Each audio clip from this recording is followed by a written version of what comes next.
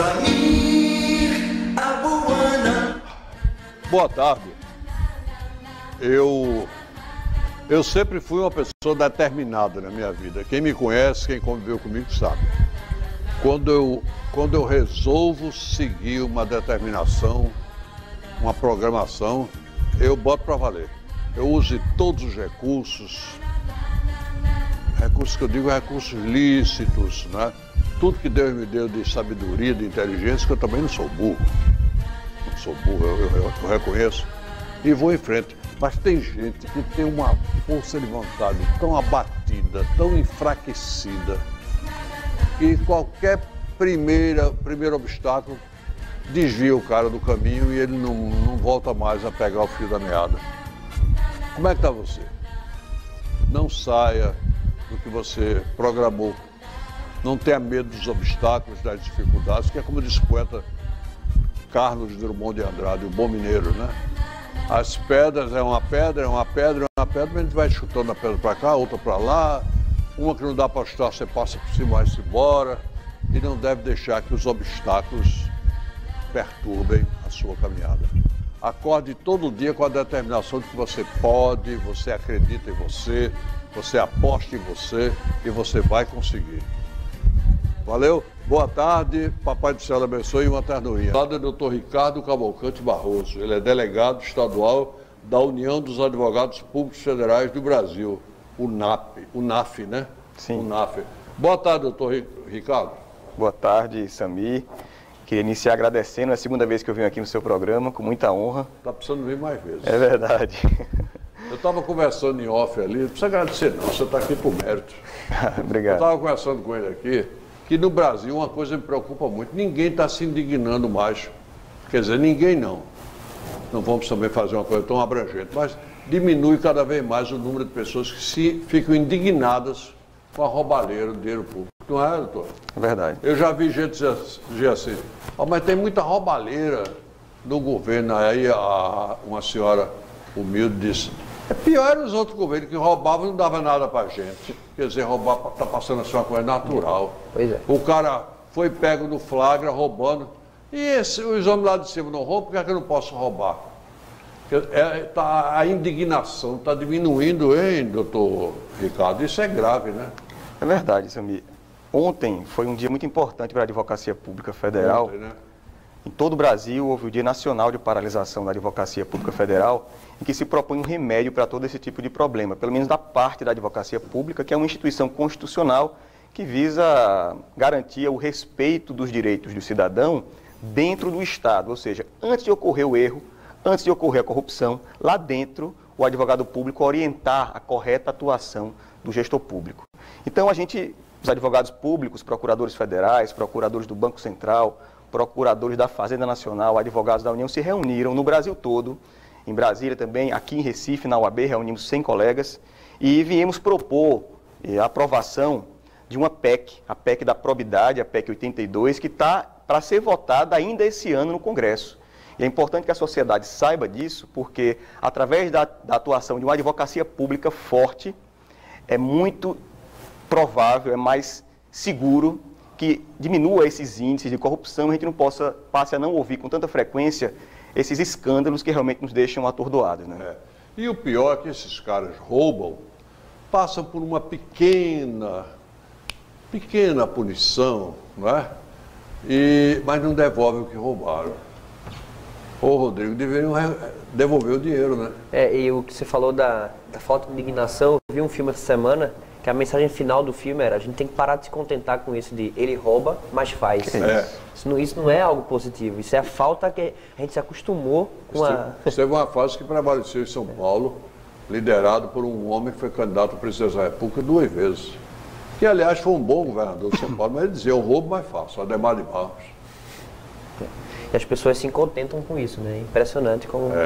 Tem gente que diz assim, não, mas antigamente roubavam e não sobrava nada para a gente, pelo menos esses que estão no poder roubam, mas dão alguma coisa para os pobres. Isso merece a nossa indignação e reprovação. Concorda, doutor? Claro. Veja bem, Samir. Doutor Paulo Peraz, venha para a sua cadeira. Chegou, eita, ele ia fazer um lanche lá, por isso que ele está ficando louco. Vai. Chegou mastigando. A propósito, eu tenho uma história para ele contar daqui a pouco. Paulo Perazzo, grande advogado previdencialista, que tem se indignado ultimamente muito com essa roubalheira que tomou conta do país, não é, Paulo? Mas eu estava ouvindo aqui, eu não concordo inteiramente com essa história de que o dinheiro não é devolvido. Não é não? A gente teve Ele mudanças. é devolvido? Veja, a gente está tendo mudanças. Luiz Estevão, que foi aquele empresário Lá de Brasília. de Brasília que se meteu naquela confusão do Tribunal Regional do Trabalho de São Paulo com o juiz Lalau. Houve a maior... Nicolau, né? Nicolau, Santos Neto, vulgo Lalau. Lalau. E houve a maior devolução ao erário que já existiu na história do país. Ele devolveu 400 milhões de reais. E aí a gente diz assim, será que ele tinha dinheiro? Tinha. O patrimônio dele hoje é de 5 bilhões de reais. Mas a maior devolução foi a devolução total? Foi total. Foi total? Total. Por quê? Porque ele tinha muito patrimônio. Ele era senador? Foi senador. Luiz Estevão. Foi senador. Então ele tinha 5 bilhões e preferiu dar 400 milhões para ficar limpo de novo, para poder participar de outros negócios. Então ele preferiu zerar. E a gente está tendo mudanças no país positivas, no meu ver. Começando. Na verdade, desde Fernando Henrique para cá, a gente vem sentindo que as instituições estão muito mais fortes. Uma das leis que muito me apetece, ainda falta ser regulamentada, mas é a lei anticorrupção. Está precisando ser regulamentada. Quem regulamentará? A presidente Dilma. Aí é complicado, né? Não, ela vai fazer. Será que vão deixá-la regulamentar? Inclusive porque essa lei já foi editada no governo dela.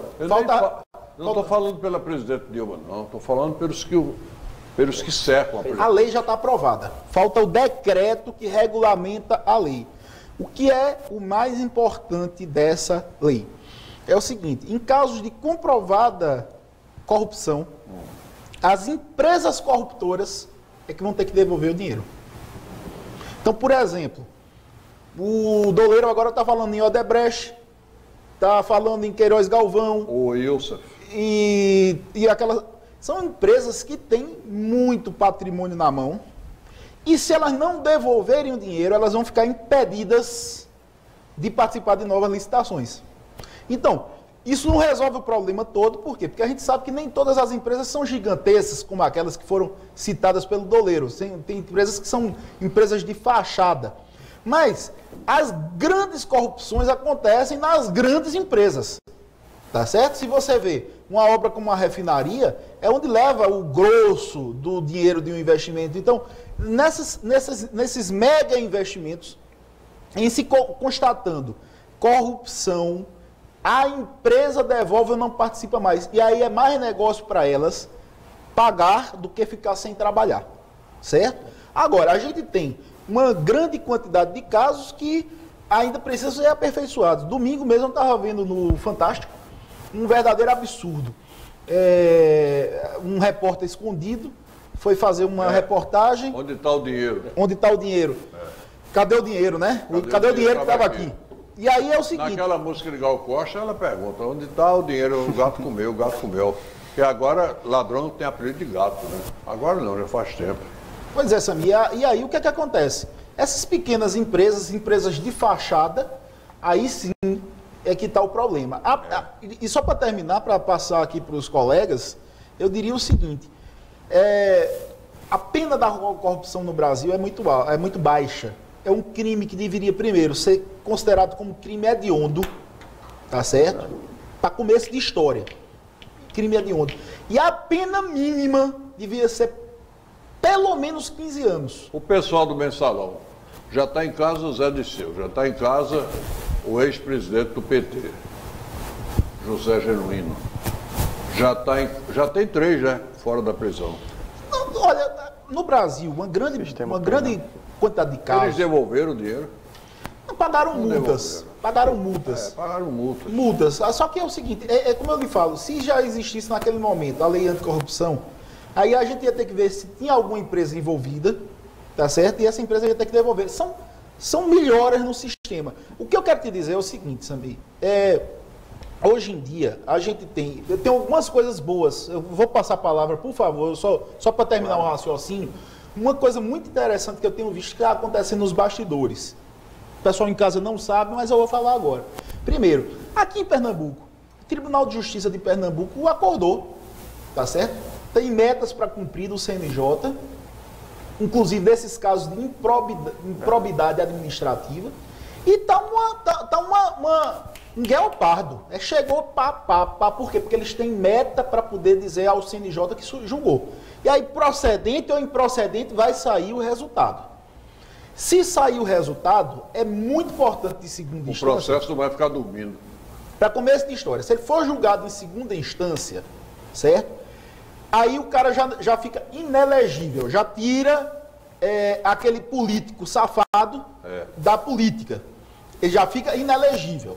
2, se ele recorrer para o Supremo, tal, pior para ele, porque o tempo que demora no recurso, ele fica inelegível. E depois do trânsito em julgado, que pode acontecer tipo 10 anos depois do trânsito ele ainda tem que cumprir mais uma quarentena de 8 anos fora da política. Então, tem gente aí que pode ficar aí 20 anos, então a gente expurga esse pessoal. E segundo, para mim, condenação tinha que ter pena mínima de 15 anos. Para quê? Para causar realmente temor. Exemplar, né? Não é de que um roubo como esse do mensalão, o cara não vai pegar 7 anos de cadeia, cumprir 1 ano de regime fechado, depois tá livre de novo. Então tá muito fácil. É como diz um conhecido meu que disse, olha, o cara pega um bolão de dinheiro daquele, vale a pena ficar 2 anos preso.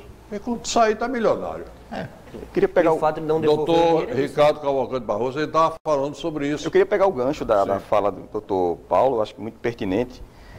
O fortalecimento das instituições. Realmente, da Constituição Cidadã, de 88 para cá, a gente viu o crescimento de várias instituições. Nós vimos da Controladoria Geral da União, nós vemos o Ministério Público e outros órgãos que têm buscado realmente exercer esse controle.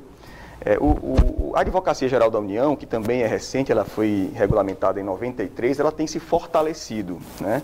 Apesar de muita precariedade, doutor Paulo, ainda, infelizmente, só para você ter uma ideia, o orçamento da AGU, de uma instituição que tem como uma das missões combater a corrupção, terminou em setembro. Como fica uma instituição com essa importância de respeito aos direitos do cidadão, ao que é o erário do cidadão, o dinheiro que vai viabilizar as políticas públicas, termina seu orçamento em setembro? Quer dizer, é uma insegurança absoluta e é contra isso que a gente também tem levantado a voz pela associação para tentar defender. Eu queria só passar um dado no sentido do fortalecimento das instituições. A Advocacia Geral da União, em todas as suas carreiras, no ano passado, ajuizou 3.400 ações de combate à corrupção, visando reaver milhares ou milhões de reais. Certo? Só a Advocacia da União diretamente conseguiu recuperar 55 milhões no ano passado. Então a gente tem que dar força realmente a essas instituições. Veja, é um pleito estruturante, né? A gente quer que a sociedade possa confiar nessas instituições e poder agir com uma certa independência para viabilizar isso. Nós estávamos conversando antes do programa, não fosse a imprensa investigativa, e hoje não é todo veículo da imprensa que pode fazer trabalho investigativo, porque ele fica na dependência das verbas públicas, né? Mas se não fosse alguns órgãos, tipo Veja, eu sei que a Veja se excede às vezes, mas ela tem prestado um grande benefício ao país, denunciando coisas que não eram denunciadas. Alguns jornais, como a Folha de São Paulo, o Estado de São Paulo, o Estadão, e os procuradores, né, doutor Ricardo? Claro, a gente... Eles é que chegaram os jovens aos cargos mediante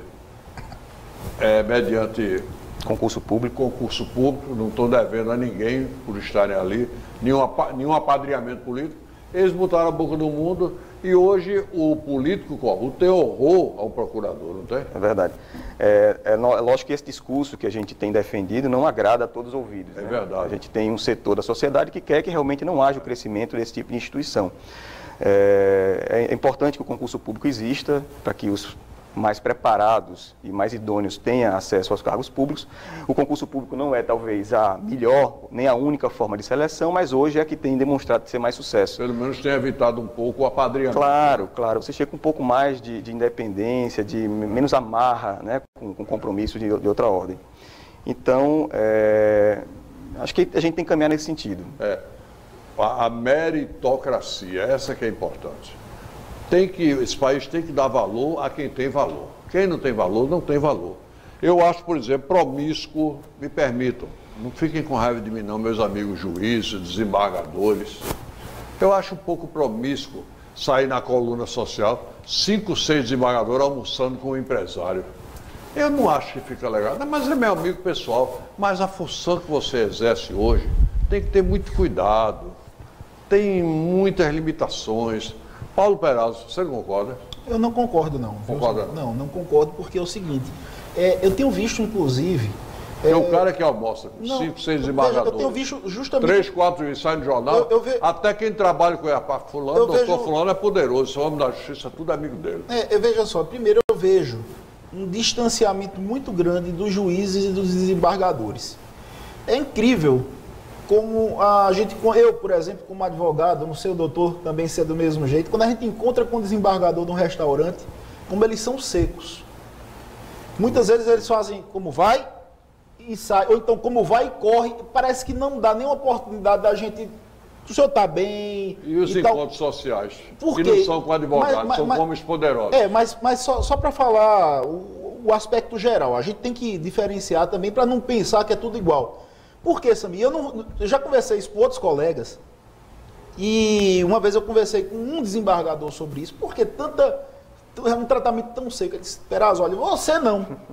Mas tem muita gente que quer se aproveitar de um momento de almoço para pedir, para oferecer alguma coisa. Então a gente já evita muito esse tipo de situação.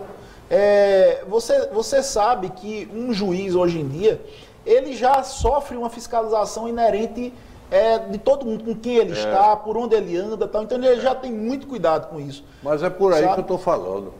Eventualmente, quando eles saem, realmente não é proibido que eles...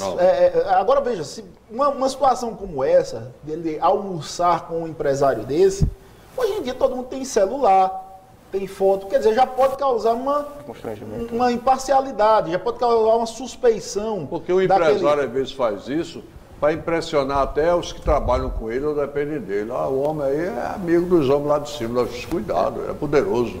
Tem outro ponto, se me permita, que não passa diretamente nesse aspecto de uma eventual perturbação da imparcialidade, mas no sentido de aproximar o juiz da realidade. Às vezes ele precisa conversar com o empresário para entender qual é a dinâmica de uma atividade empresarial, ele precisa visitar comunidades para entender como vai impactar a sua decisão, e às vezes a gente há de convir, a gente atua no foro, né, litiga diariamente com os processos, e vê que às vezes a decisão não tem o alcance da sua realização.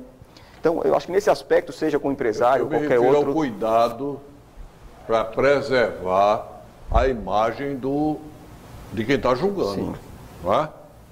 Porque a ponte para se fazer negociação, para se usar de apadrinhamento... Não, é isso. E outras coisas mais... Ela é muito estreitinha, no instante você atravessa de um lado para o outro. A má interpretação é rápida. E quem está num cargo desse deve ter muito cuidado, não é, Paulo Perazzo? É por aí que eu falei. Sem dúvida. Agora, você veja, o Tribunal de Justiça do Rio de Janeiro pagou o maior mico jurídico do ano. Qual foi?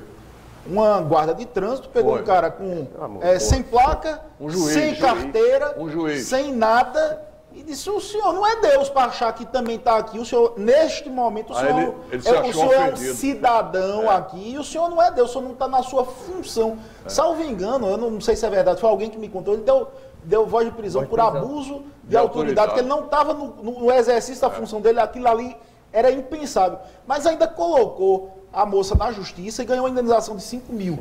Isso... Pagou o mico. E a moça disse que não pode pagar, que ela ganha 3 mil e pouco. Não, mas mesmo que pudesse pagar, sabe? Isso mostra o corporativismo. Então, eu, inclusive, eu sou defensor de uma PEC, de uma proposta de emenda à Constituição, que eu sei que é quase que inexequível. Mas eu vou dizer, toda causa que tivesse um juiz como parte, deveria ser julgada por júri popular. Mesmo que fosse uma besteira. Porque um júri popular, ele julga um homicídio, não é? Ele julga um homicídio que é a maior pena que a gente tem no país, é decidida por jurados. Então, eu entendo, sim, que causas que tivessem um magistrado como parte não deveriam ser julgadas pelo Poder Judiciário, deveriam ser julgadas por um júri popular, que o júri popular, ele julga a penalidade máxima do país, porque não pode julgar uma causa menor. Agora, é inexequível, porque a gente sabe que isso não vai passar, mas pelo menos fica a ideia, para que essa ideia ganhe força, porque toda vez que a gente vê um magistrado, para só ter ideia, se o magistrado chamar o advogado de cão dos infernos, não, isso foi no calor do debate e tal, não sai indenização. Aí eu já fiz pesquisa, eu nunca encontrei um magistrado, em sentença nenhuma, que tenha sido condenado por injuriar um advogado, por ofender um advogado. Sempre botam panos quentes. Eu desafio alguém aqui a dizer, tem uma sentença aqui procedente. Eu não vi. Agora, a gente vê nas revistas jurídicas de vez em quando, se o advogado ou um cidadão ou o porteiro do prédio, outro dia teve um cara que não chamou o juiz de doutor, ele botou na justiça. E assim, desembargador é pior. Qualquer probleminha é 400, 500 mil reais de indenização. Você já deve ter visto, isso sai na mídia de vez em quando. Então, é um poder que não devia julgar a si próprio, deveria ser um júri popular. E já existe proposta de emenda à Constituição nesse sentido, que é muito difícil passar, mas deveria ser assim. Eu nunca contei isso aqui no público, acho que vou tomar coragem de contar hoje sem citar nomes, até em respeito aos envolvidos. A mãe de um filho, do meu filho, colocou meu filho na justiça para ele pagar a pensão. Como ele não pagou, me incluíram como avô, porque a lei agora permite isso, né? E ela pedia que eu desse ao menino todo mês R$ 2.600 para pagar curso de inglês, pagar não sei o quê. A menina. Aí eu fui para o julgamento, teve primeira reunião, fui. Quando eu entrei, o juiz, que agora aposentou-se, cometeu um deslize enorme. Ele disse, seu Samir, nem tinha começado a sessão, Paulo. O senhor não, se negando a pagar uma pensão para sua neta, o senhor homem tão rico, poderoso, famoso, chegou aqui no tribunal, chamou atenção, todo mundo queria tirar retrato com o senhor até tumultuou os trabalhos aqui no tribunal, famoso, se negando a pagar uma pensão. Ora, eu olhei para ele e disse, doutor, o senhor me permita, mas o senhor está fazendo um pré-julgamento que não é correto. Para que eu disse isso? Ficou meu inimigo até um dia desses. Me perseguiu, eu nunca falei isso na imprensa, nunca chamei um colega da imprensa para dizer, não vou dizer o nome dele, está aposentado, quero que ele nunca mais cometa um deslize desse. Ele agora está advogando. E ficou me perseguindo, você vê, comigo, que sou homem público, imagina aquela guarda de trânsito do Rio que disse, o senhor não é Deus. Parece que está faltando essa fala sua e o comentário também um pouco mais de republicanidade, né? Isso. As instituições têm que ser mais republicanas. Afinal de contas, a razão de existir do judiciário, do Ministério Público, da advocacia pública, é viabilizar a promoção da justiça. O enfoque é esse. As prerrogativas do juiz, as prerrogativas dos promotores são mecanismos, instrumentos para bem defender o interesse da sociedade e não para se apropriar e buscar vantagens pessoais. O juiz foi infeliz, ele não podia ter feito aquele pré-julgamento comigo, dizer que eu sou famoso, sou muito rico e que eu devia pagar a pensão. Eu queria questionar o abuso da exigência da pensão que estava pedindo que eu pagasse. E ele não me deu chance, foi logo me pré-julgando. E por que é que eu fiz aquela observação, por sinal muito coerente? Ficou me antipatizando e me perseguiu no que pôde. Ultimamente ele se aposentou, já me encontrou 2 vezes, eu nunca questionei o assunto com ele. E me falou muito amavelmente, me abraçou. Pediu uma foto? Só faltou pedir uma foto. Ou tira aqui um selfie, né? Um selfie comigo aqui. Mas só faltou isso. Mas que Deus o ajude e que nunca mais ele cometa.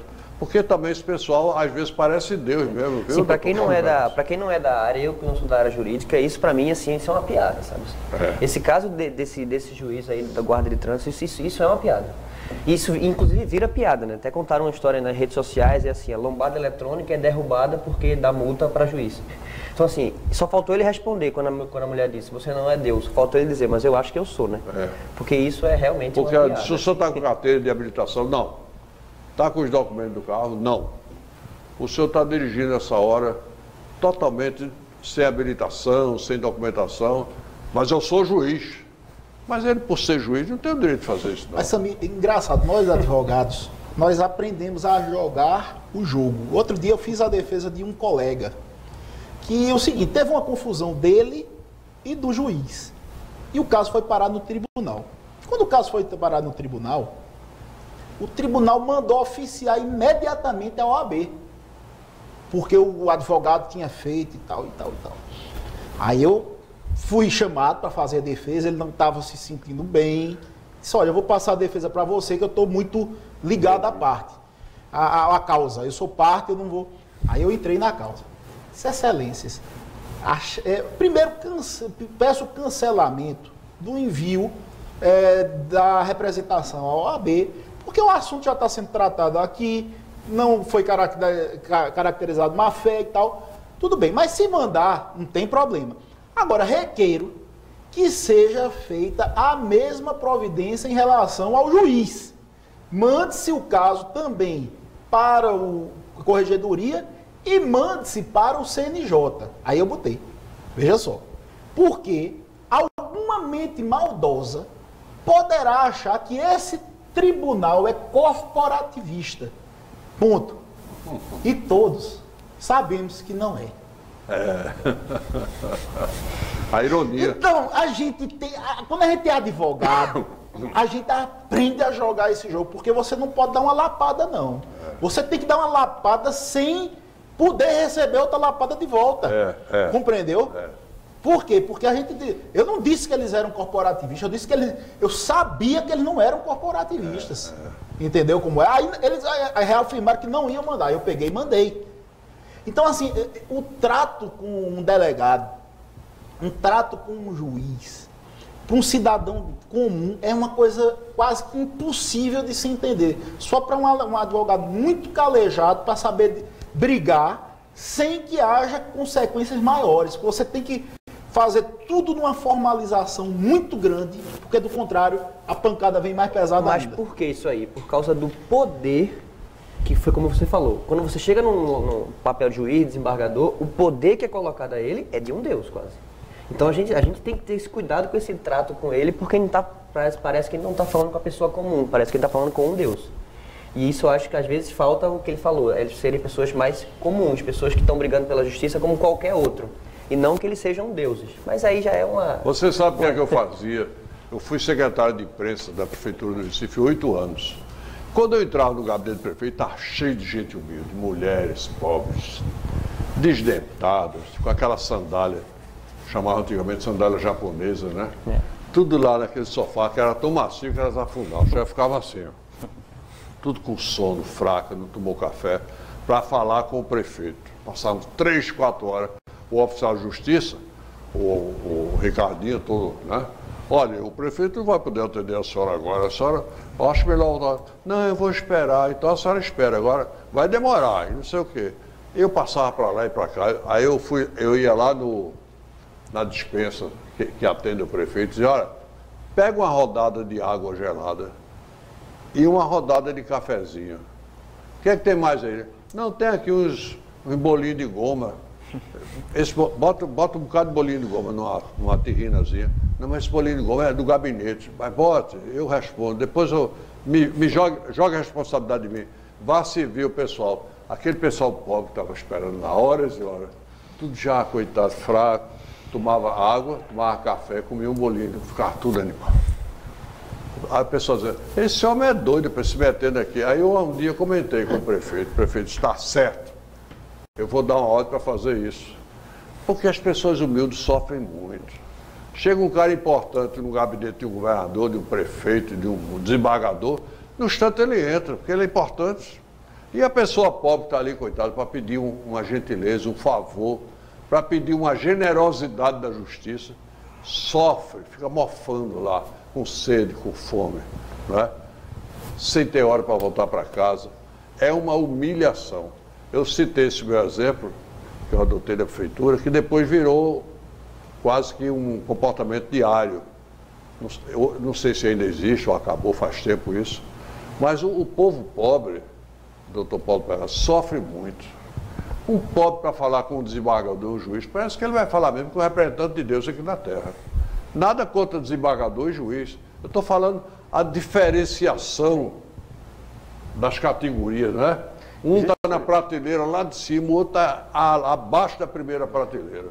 Mas, Samir, o problema não é nem apenas do cidadão comum, né? Acho que o advogado, nós também, advogados públicos, temos alguma dificuldade. Então, às vezes, eu atuei em Brasília, atuei junto a tribunais superiores, às vezes o acesso a um ministro é mais facilitado do que o acesso a um juiz de primeira instância. Isso é pura verdade. E os compromissos, né? E os servidores também, né?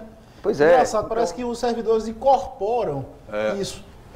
Sobe para a cabeça deles. O ministro atende melhor e os servidores atendem melhor do que quando a gente chega numa marca aqui do interior, infelizmente. A pessoa exerce um cargozinho, parece que ele fica inacessível, ninguém chega mais a ele. O representante de Deus, não é, Solano? É exatamente E isso é uma coisa que tem que acabar. Às vezes o prefeito com quem eu trabalhei terminava de atender uma pessoa, um vereador, um deputado, um secretário, dava aquela pequena folga, que eu entrava e saía com frequência no gabinete do prefeito. Aí eu dizia, prefeito, me faça uma gentileza. O que foi? Atenda duas pessoas que estão fora faz tempo.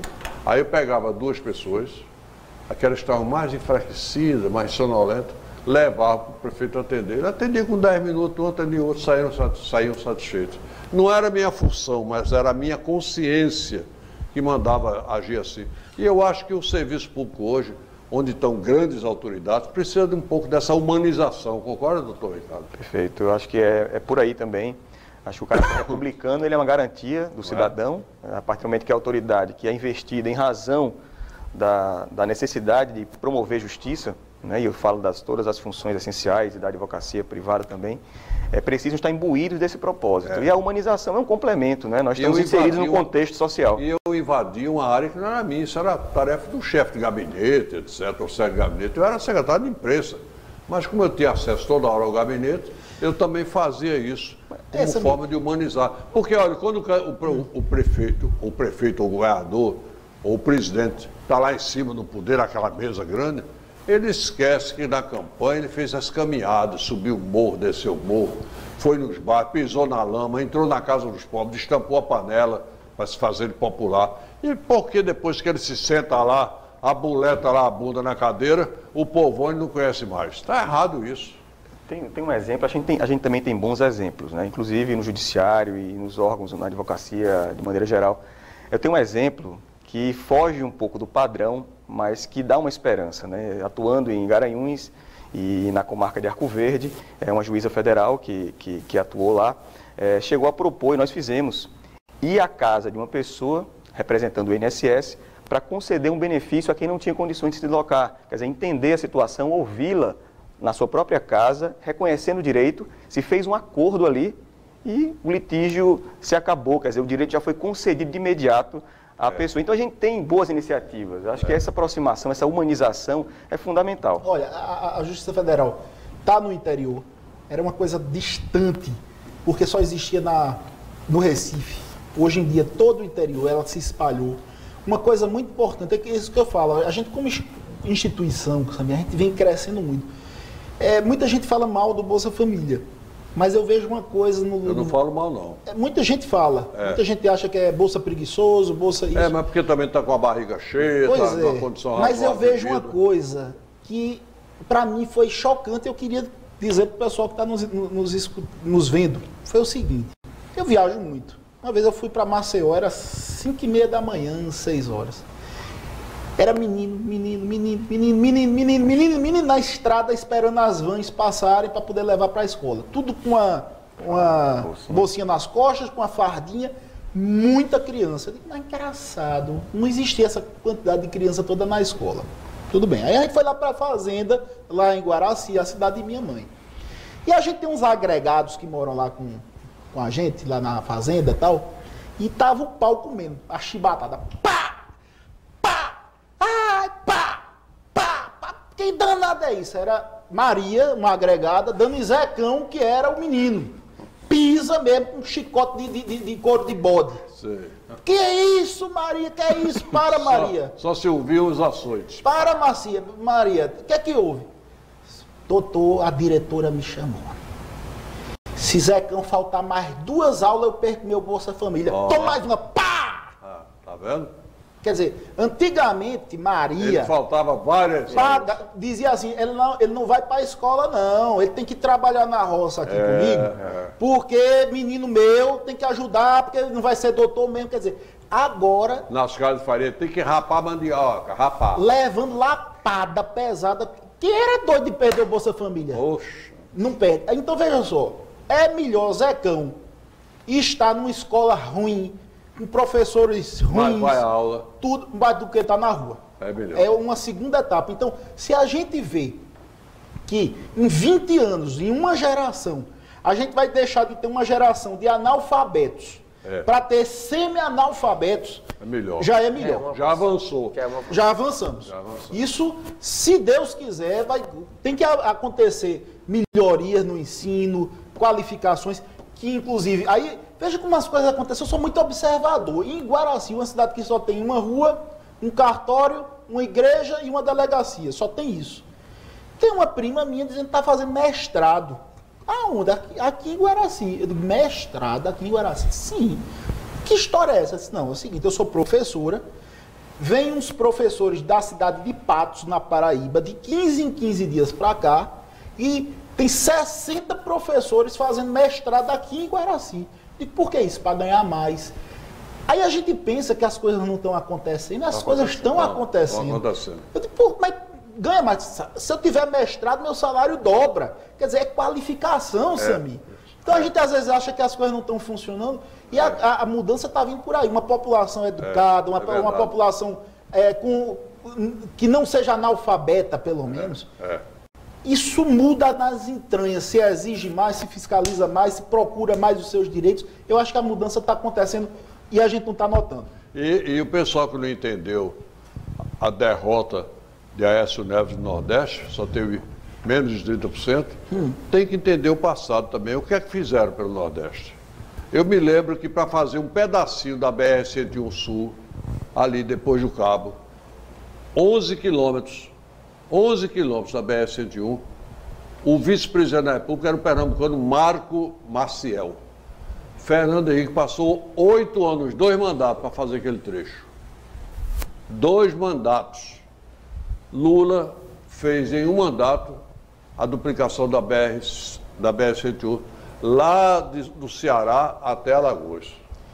Não, isso é Ceará não, foi de Natal. De Natal. De Natal até Alagoas, é verdade. Não é verdade? Eu vou... 8 anos, eu comentei isso no rádio várias vezes, para fazer um trecho de 11 quilômetros ali. E o vice-presidente da República era pernambucano, Marco Maciel. Eu votei em Aécio, fiz muita campanha para Aécio, mas eu conversei com pessoas mais simples, disseram lá do interior, disseram, doutor, quando foi que a gente viu cisterna? Realmente, toda casa no interior agora tem cisterna. Estão construindo mais. Não é? Todo mundo hoje tem um telefone. Teve a Transnordestina, teve a transposição, teve a BR-101. Você passa no interior, as antenas parabólicas estão nas casinhas. Teve a refinaria, teve a Fiat, teve o estaleiro. Quer dizer, se a gente for ver... A fábrica de vidro. Eu vou dizer uma coisa, a bomba vai estourar. A Sadia. A bomba vai estourar a partir de agora, porque já está estourando, tá certo? Existe uma pressão muito grande em cima de gasolina, tudo. Foram coisas que foram trazidas ao custo do aumento da dívida de 1 trilhão para 3 trilhões, que é uma irresponsabilidade fiscal. Mas foi feita muita coisa pelo Nordeste. Então, assim, no imaginário popular das pessoas, ninguém quer saber se a dívida está em 1 trilhão ou 3 trilhões, não. O importa é que você hoje tem uma cisterna dentro. Doutor Arraes foi governador e quem o acompanhou na época sabe o que ele passou. Fernando Henrique não queria nem saber de Nordeste, tinha até horror de ouvir esse nome. A verdade não pode ser escondida, não, nem reescrita. A gente pode reescrever hoje, pode escrever o futuro, mas o passado é passado, acabou, é história, é realidade. Então isso tudo pesou agora. Veja o caso Pernambuco. Ninguém quis mudar o rumo de Eduardo Campos. Todo mundo quis manter. Votou com larga maioria, deu a vitória a Paulo Câmara, mas o pessoal não quis mudar também o governo federal, quis manter Dilma. Tem muita coisa errada? Tem, mas a gente tem que entender por que é que a AES teve 28% e Dilma teve 71%. Eu acho que é perfeito, só complementando as colocações aqui, eu acho que de fato o governo, ou os governos do PT, eles têm esse mérito. Esse mérito tem que ser reconhecido. Tem que ser reconhecido. Agora, o demérito também não pode ser escondido. Não, escondido não. Então, a sujeira, esconder, o pior é isso. A corrupção que se alastrou e que virou um elemento, um componente do sistema recorrente, só funciona se for desse jeito, e é para viabilizar a manutenção no poder, e isso desgastou tremendamente o governo PT, e aí eu acho que a Aécio teve essa válvula de escape para conseguir força. Agora, Rodrigo Solano, que é um jovem de 24, acaba de voltar do Japão, esse está subindo sem apadrinhamento de ninguém, pelos méritos. Desde quando ele participou do Aprendiz 2 vezes e mostrou por que é que está aqui no mundo, né? E você tem empregado isso aos jovens em palestra? Sim, faço questão de começar a palestra, que não é nenhum segredo, mas perguntando quem... Muita gente assistiu o programa e sempre comentou que queria participar, né? Quando começa a palestra eu pergunto, quem aqui no auditório queria ter participado do Aprendiz? Aí quase todo mundo levanta a mão, né? Eu assisti, eu sou fã do Roberto Justus por qualquer motivo. Aí logo depois eu pergunto, e quem aqui se inscreveu? Ninguém se inscreveu. Ninguém. Então eu comento, talvez... Acontece quando a gente busca que aconteça. Aí eu comento, talvez aqui, alguém que está aqui seja muito melhor do que eu, talvez fosse ganhar enquanto eu fiquei em segundo, mas a diferença é que eu botei a bunda na cadeira, digitei www.inscrição.aprendiz e cliquei em inscrição. Então as pessoas querem muita coisa, mas não fazem acontecer. Quer que caia do céu, está esperando cair do céu. Do céu, ultimamente, nem chuva está caindo. E hoje em dia as pessoas têm uma capacidade de sonhar com coisas que elas não tentam. Então, por exemplo, passa na televisão, né? Mega Sena acumulada em 40 milhões. Aí alguém fala, eu com esse dinheiro. Tem gente que fala, eu com esse dinheiro e não jogou. Então a gente consegue sonhar com uma coisa que a gente nem tentou fazer. Olha, no final do Orkut, eu vou dizer aqui, para quem quiser, no final do Orkut, tinha uma frase que eu vou falar ela. Quem quiser, por favor, assista, vá no YouTube e bote A Visão do Futuro. Eu assisti esse vídeo em 98 e ele mudou minha vida. A Visão do Futuro. A Visão do Futuro. A Visão do Futuro. Joel Barker. De 98. 98 eu assisti. Em 1998. E eu tô todo arrepiado aqui quando eu lembro dele, que ele muda a vida de quem assiste. Mas no fim ele fala uma coisa que é muito interessante. Ele diz, olha, visão sem ação é um sonho. É um sonho. Você sonha em ser médico. Certo? Uma menina do interior sonha em ser médica. Mas ela não procura o pai, ou não procura o vereador, não procura o Pronatec, ou não procura isso, ou não vai, não tenta viabilizar. Tem menina não, que diz, eu vou me casar por interesse com um homem rico, mas eu vou ser médica. Eu abri o programa hoje falando sobre isso. Certo? Ela acaba criando meios para poder ser médica. Mesmo que ela tenha que casar por interesse, ela vai e casa por interesse, mas ela vai ser médica. Então, visão, quer dizer, pensar em ser médica, sem ação, sem viabilizar, sem operacionalizar, um sonho, não sai do canto. E a ação sem visão é um passatempo. Quer dizer, tem gente que trabalha muito.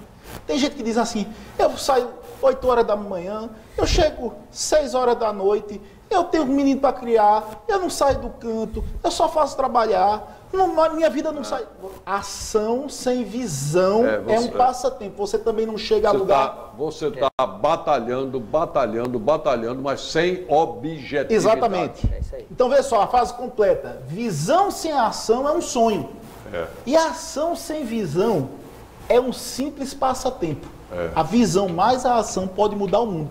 Quem que quiser, bota assim, a visão do futuro e assista, que você vai ter um choque de realidade e saber como crescer na vida. Rodrigo, as pessoas mais inteligentes que eu já vi, elas frequentam mesa de bar. conversam com você, bebem, você paga a bebida para ela, tira gosto, que elas estão sempre duras, lisas, resolve os problemas de todo mundo, só não resolve os dela, porque elas não têm objetividade.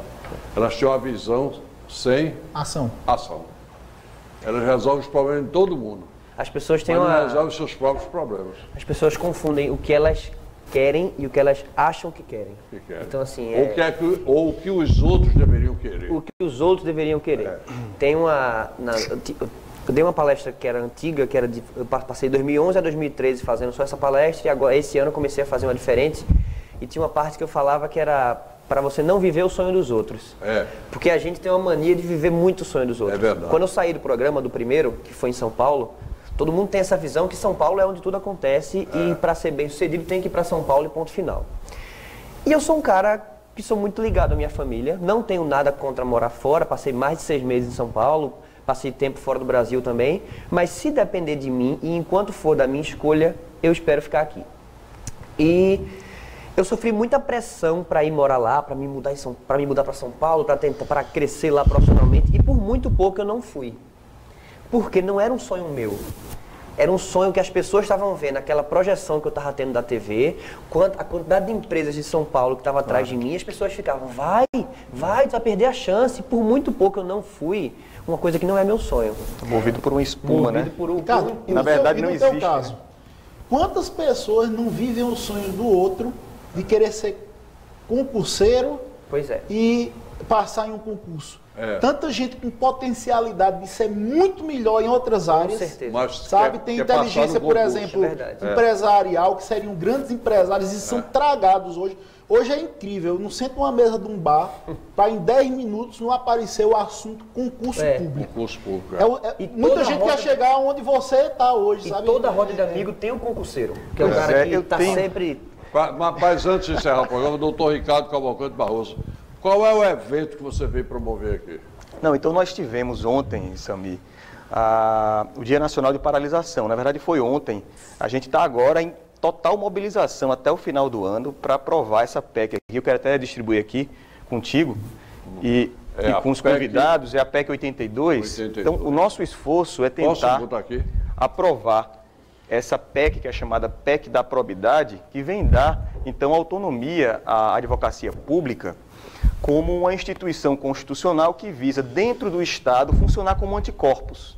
É como se o Estado todo, que existe para prover serviços públicos de qualidade, tenha dentro de si, diferentemente do Ministério Público, do Judiciário que está fora, né? Nós funcionamos dentro do Estado como anticorpos para afastar aquelas tentativas de ilegalidade ou corrupção. É o antivírus. É o antivírus.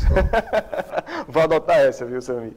Então, a gente está nessa batalha. Ontem foi muito importante o dia. Nós nos reunimos na OAB, doutor Paulo, presença do deputado Tadeu Alencar, outros representantes de parlamentares, o presidente Pedro Henrique, a quem eu agradeço o apoio, representante de várias associações. Assim, foi um movimento muito estimulante e a partir de agora a gente deve trabalhar então para aprovação. Acho que o nosso enfoque é esse a partir de agora. Se não fosse a imprensa investigativa e os procuradores, né, que abriram a boca no mundo, tiveram coragem de denunciar, não foram procuradores? O Ministério Público tem desempenhado essa função pela estrutura, pelas prerrogativas que já tem. Não saberia de muita coisa que hoje o Brasil todo está sabendo. É verdade. Tá? Mas, doutor Paulo Perazzo, eu fiquei feliz com a sua vida. Eu ia contar uma história hoje com relação a você, mas em respeito à sua preocupação de não comer muito, eu não vou contar hoje. Então, conta na próxima. Na próxima. Paulo Perazzo, advogado previdencialista, nosso participante aqui do programa. Um grande abraço. Para o doutor Ricardo Cavalcante Barroso também, sucesso nesse evento. E viva a PEC da probidade 82, né? Que vai ser o antivírus nas administrações públicas para evitar a roubalheira, que o cara vai para lá para em 4 anos ficar rico. E a gente trabalha que nem uns otários e quando melhora de vida ainda tem nego de olho grande. E ao Rodrigo Solano, parabéns pelo teu sucesso. E quando tiver palestra, pode mandar que eu divulgo, viu? Certo, muito obrigado. Qual é o telefone do pessoal contactar? Já estou sondando aqui, viu? Tá, eu tenho palestra para esse mês, dia 27 em Maceió e dia 28 em Natal. E tô fechando outras. Tem um site www.rodrigosolano.com que lá tem minha agenda de palestras, pode entrar em contato para contratar também. Muito obrigado. Até o próximo programa. Papai do Céu lhe abençoe. Espero que você tenha gostado do programa. Se eu me excedi em alguma coisa, desculpe, passe dê uma para aí nessas arestas, né? A intenção é boa e que tudo possa acontecer da melhor maneira para você neste dia e no programa de amanhã que você vai me acompanhar, se Deus quiser. Uma ternurinha para você. Papai do Céu nos abençoe.